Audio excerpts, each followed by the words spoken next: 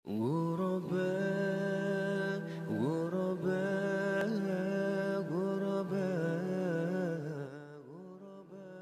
Bismillahirrahmanirrahim. Assalamualaikum warahmatullahi wabarakatuh. Alhamdulillahirabbil alamin wal 'aqibatu lil muttaqin fala udwana illa 'alal zalimin.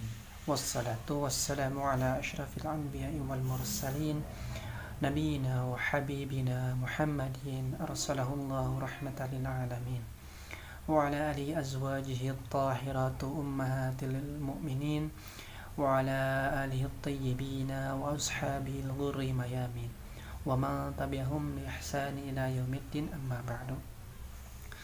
Alhamdulillahirabbil alamin. Pertama-tama puji syukur kehadirat Allah Subhanahu wa taala.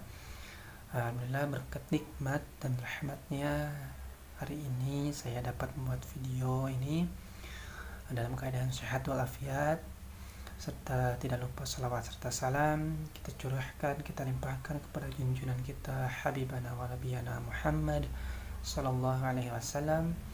Tidak lupa kepada para keluarganya, para sahabatnya, juga kepada kita umatnya hingga akhir zaman. Amin amin ya Allah ya rabbal alamin.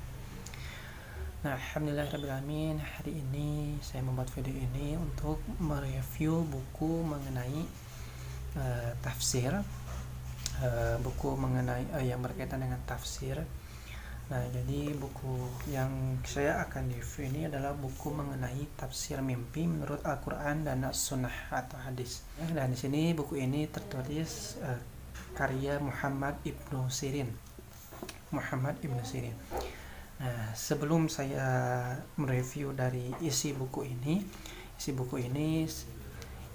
mungkin saya akan sedikit memaparkan siapa itu Muhammad Ibnu Sirin. Nah, jadi di sini Muhammad Ibnu Sirin itu memiliki nama lengkap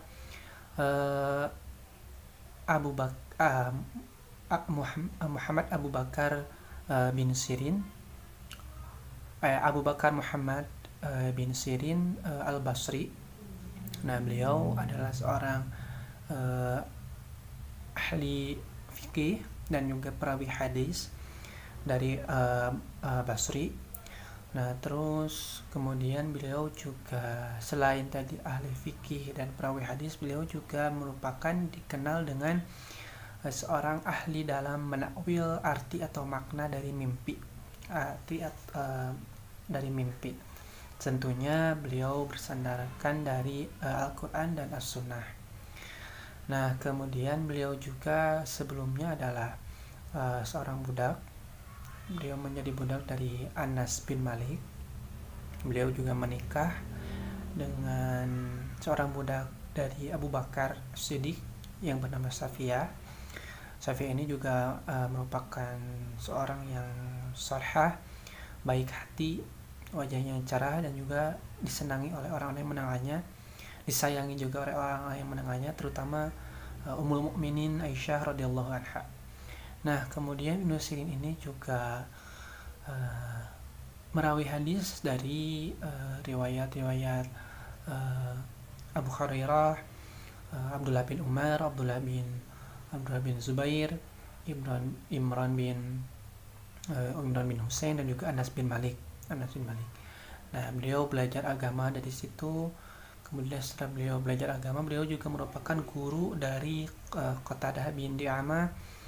Kemudian ada Khalid al-Hada, dan juga Ayub.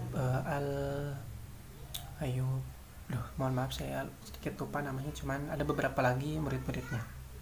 Nah, itu sedikit siapa itu Muhammad Ibnu Sirin, atau lebih dikenal dengan nama Ibnu Sirin, seorang ahli penakwil mimpi. Nah, kemudian buku tafsir mimpi ini juga di dalamnya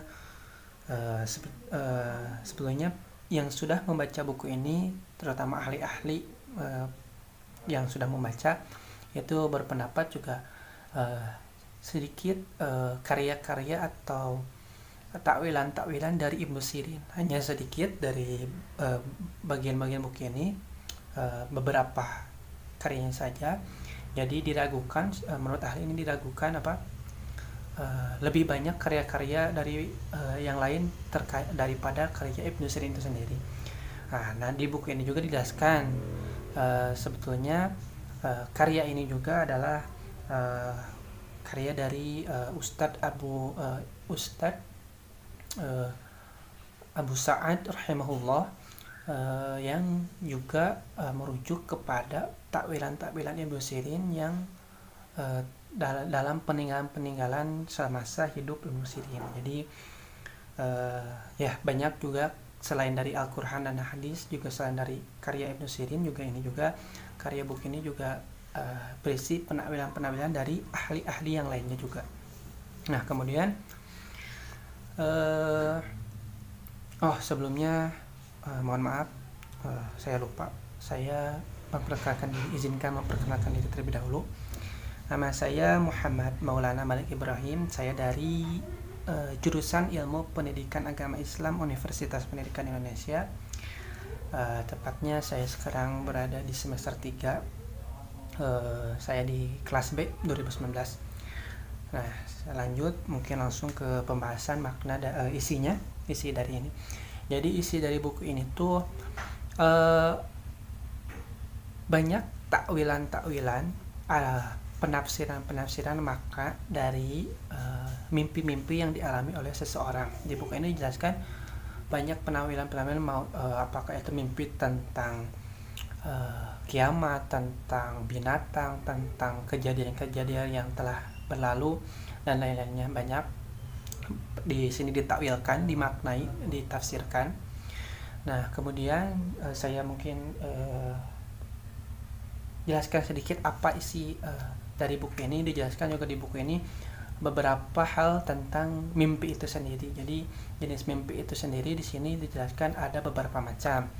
Ada mimpi yang benar, ada yang mimpi benar. Mimpi yang benar ini dibagi-bagi lagi menjadi mimpi yang berupa peringatan, ketakutan, dan juga lain-lainnya. Nah, mimpi yang pasti benar ini dijelaskan biasanya ini diturunkan kepada golongan-golongan nabi dan rasul. Tentu saja mereka bukanlah manusia biasa, mereka diberi kelebihan melalui mimpinya. Contohnya saat ada perintah saat Nabi Ibrahim alaihissalam untuk menyembelih anaknya Nabi Ismail alaihissalam, itu kan melalui mimpi. Nah, itu merupakan mimpi yang bersifat perintah, dan kemudian Allah pun memberikan pengganti dari Nabi Ismail alaihissalam. Kemudian ada juga mimpi yang itu sudah jelas ya, mimpi seperti itu udah jelas maknanya gitu, tidak perlu penafsiran lebih panjang lagi. Lalu ada juga mimpi yang benar tapi samar gitu, artinya samar-samar butuh penjelasan lebih. Contohnya ketika dalam Quran surat Yusuf gitu ya, kisah Nabi Yusuf alaihissalam yang bercerita tentang kalau tidak salah mengenai saudara-saudaranya dan juga Nabi Yusuf sendiri yang menceritakan kepada ayahnya. Yang di ayat 4 yang artinya itu Nabi Yusuf melihat 11 bintang, matahari, dan juga bulan. Nah, kemudian Nabi Yusuf melihat semuanya itu sujud kepadanya. Nah, disitu kan maknanya samar-samar, butuh penjelasan lebih. Nah, di situ itulah jenis mimpi yang pasti benar. Kemudian ada juga jenis mimpi yang mungkin benar, ya. Mungkin benar. Kemudian yang terakhir ada juga jenis mimpi yang tidak bermakna atau mimpi kosong. Jadi itu hanya mimpi, sekedar mimpi, tidak ada makna apa-apa di dalamnya. Nah, seperti itu. Kemudian buku ini juga menjelaskan adab-adab atau etika. Selain menjelaskan makna dari berbagai macam mimpi, buku ini juga menjelaskan mengenai adab etika seorang penakwil mimpi dan juga adab dan etika seorang pemimpi itu sendiri. Di beberapa di antaranya mungkin saya sebutkan, penakwil mimpi itu harus benar-benar ahli di bidangnya. Jadi tidak sembarang orang bisa menakwilkan mimpi. orang itu memang diberi kelebihan oleh Allah SWT, dapat menyingkap hal-hal yang gaib, dapat melihat hal yang istilahnya di luar pemikiran manusia biasa, dan juga ilmu-ilmunya memang memadai, fasih dalam ilmu bahasa Arab, ilmu agama secara umum, tafsir, hadis, fikih, dan lain-lain. Bahkan ilmu-ilmu sains pun penakwil yang ahli itu dapat fasih itu di dalamnya ya, karena beberapa dalam aspek penakwilan mimpi itu membutuhkan analogi-analogi atau sinonim dari arti dari sebuah mimpi itu. Kemudian adab atau etika penakwil yang lainnya itu penakwil harus benar-benar mendengarkan cerita dari pemimpi itu secara seksama dan secara lengkap. Tidak boleh asal, tidak boleh pemimpi baru menceritakan sebentar, penakwil sudah menafsirkan, tidak. Harus secara lengkap, dan juga penakwil hanya jika tafsir dari mimpi itu adalah berita kebahagiaan, itu silahkan langsung beritakan kepada pemimpi. Tapi ketika tafsiran dari mimpi itu adalah sesuatu hal yang buruk, bahkan sangat buruk, penakwil hendaknya menjaga hal itu, menahan hal itu tersebut terlebih dahulu, dan menanalogikannya ke hal-hal yang lain. Bisa berupa peringatan bahwa kepada pemimpi mungkin sebaiknya menjauhi segala kemaksiatan seperti itu. Jadi tidak langsung memaparkan hal-hal yang buruk itu tersebut kepada pemimpi. Nah, kemudian ada juga adab-adab atau adab etika dari pemimpi itu sendiri. Jadi saat menceritakan kepada penakwil, pemimpi itu harus menceritakan sebenar-benarnya, jujur, tidak boleh bohong, dan secara lengkap. Dan ketika sebelum tidur juga diusahakan dalam keadaan berwudu agar mimpinya pun yang baik-baik dan lain-lainnya. Mungkin itu sedikit dari isi adab etika penakwil dan pemimpi. Kemudian mungkin sedikit lagi dari mimpi itu sendiri. Di buku ini dijelaskan bahwa seorang penakwil kan bukanlah orang biasa gitu ya, orang yang diberi kelebihan oleh Allah SWT. Nah, kemudian mimpi itu sendiri datangnya dari Allah. Mimpi yang baik pasti dari Allah, dan mimpi yang buruk itu juga atas izin Allah, melalui atas izin Allah, cuman itu datangnya dari setan gitu ya. Dijelaskan di sini mimpi yang berupa keburukan, atau di sini mimpi yang menyebabkan kita harus mandi junub gitu ya.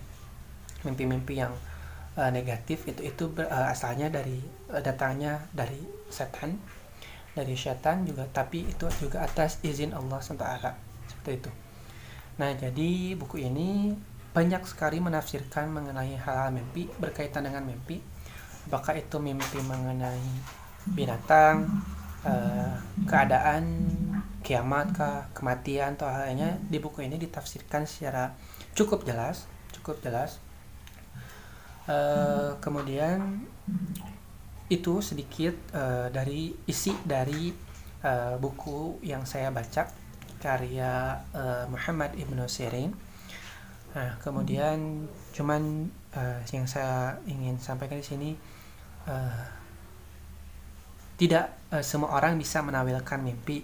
Tidak semua orang bisa menawilkan mimpi. Saat kalian mimpi sesuatu, kalian langsung menawilkannya melalui karena membaca buku ini. Tidak langsung bisa kalian takwilkan, karena mimpi itu sifatnya hal yang gaib, hal yang belum terjadi kebenarannya, dan juga samar-samar gitu ya, samar-samar. Nah, seperti itu mungkin inti dari buku yang saya baca. Mungkin jika ingin lebih tahu lebih banyak lagi, mangga silahkan kepada penonton video ini mungkin untuk bisa membaca buku dari tafsir mengenai mimpi ini.